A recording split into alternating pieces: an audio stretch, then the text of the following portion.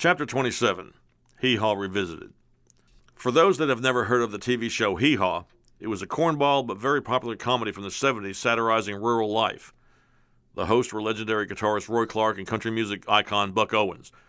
Some of the characters that appeared regularly and from time to time were well-known Grand Ole Opry stars such as Grandpa Jones, Minnie Pearl, Little Jimmy Dickens, and String Bean.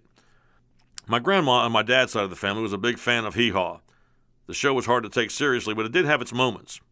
All Hee Haw was to me for a while was what my band and I referred to as our hotel alarm clock. While we were on the road in the late 70s and early 80s, when Hee Haw came on TV in the hotel room, that was our cue to get ready to go to the gig. My other memory is one of my grandma talking about a newscast describing the murder of a Hee Haw cast member in the early 70s. And overhearing her describe the story to my mom at the time, she was saddened by the death of String Bean, one of the show's primary characters.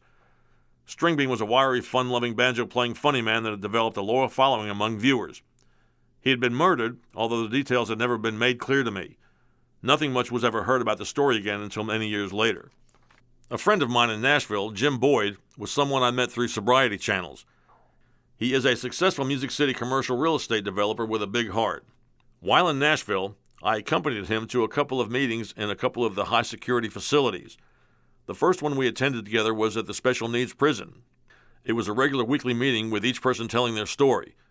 One gentleman named John seemed to be the guy in charge from the way he was answering questions and giving directions. It seemed that if a decision needed to be made, all concerned were referred to this guy. John was a nice-looking fellow with a coiffed haircut and was wearing a nice shirt. The only thing that gave him away was the prison pants.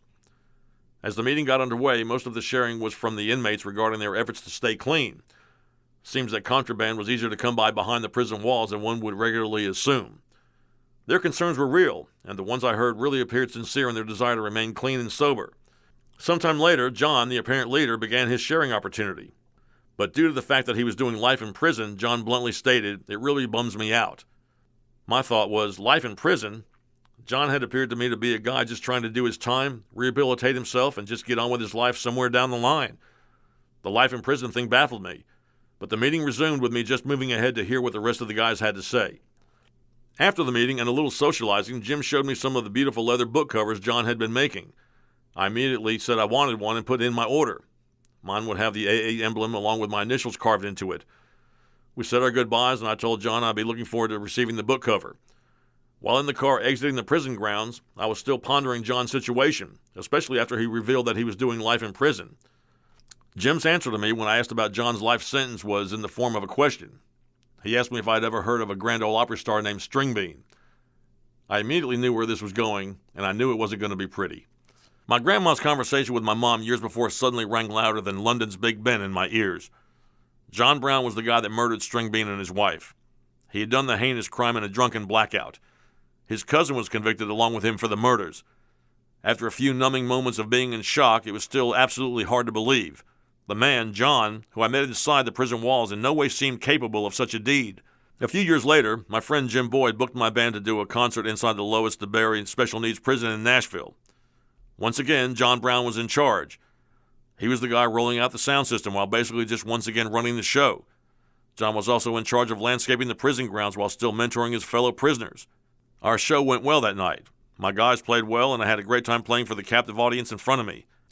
These guys were in for all sorts of crimes and serving all lengths of sentences from a few years to life. I was told later on that my show was the last one to ever be held in the prison. A new administration at the prison was put in place, and shortly thereafter any and all such activities were discontinued. Evidently, the prisoners in attendance for our show that night really had a great time, and we're still talking about it 15 years later. Somewhere along the way, the TV show City Confidential featured Nashville and honed in on the String Bean and John Brown saga. It described the sequence of events and mentioned John Brown and his cousin Doug Brown, along with showing photographs of each. Even though many years had passed, it was impossible for me to think that the person on TV was the same person I had met in the prison, or that he would be in any way capable of this crime. The photograph of the John Brown depicted in the TV show in no way resembled the John Brown I was interacting with.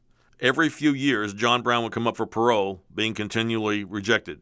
I would stay in touch with Jim Boyd each time as to follow the progress. It was hard to imagine, and it seemed unlikely that parole would ever happen. Finally, after 40 years plus in prison, Brown was granted parole in late 2014. His release made the national news, with the TV news anchors actually questioning how he would hold up in the real world after his release as far as employment, etc. Since his release, and with the help of Jim Boyd, John has been employed doing landscape work, managing 2 car washes, and doing very well. His wife stayed with him through the whole 40-year sentence, and she is still by his side. It was Boyd's commitment to John to help him after his release, since Brown had made sure that Jim was always safe during his many visits over the years into the prison. Jim Boyd said, "I vowed to give the next 25 years to John since he had given 25 years in helping me during my prison rehab efforts." Boyd added that John Brown remembered me from my performance at the prison and from the book cover he had made for me. He suggested that I visit with John on my next trip to Nashville. I made it a point to do that. In the summer of 2015, while attending a music convention in Nashville along with a booking at the Bluebird Cafe, I got to visit with John Brown and tell him the same story I'm telling you here. In my wanting to write his story along with Jim Boyd's support, it was important that I sit down with John and tell him my intentions. He was interested in knowing what direction the story would take, which was totally understandable. While explaining the story in detail to him on how he touched my life as a result of the person he had become, I was determined that this story needed to be told. Telling my version of this story to John Brown may have been tougher on me than it was for him, since there were a couple of brief emotional interruptions from me during the conversation. John was totally on the same page with my desire to tell his story. He told me that my life is an open book. I have nothing to hide. If you ever thought that a person cannot change, maybe this story might change your mind. It certainly did mine.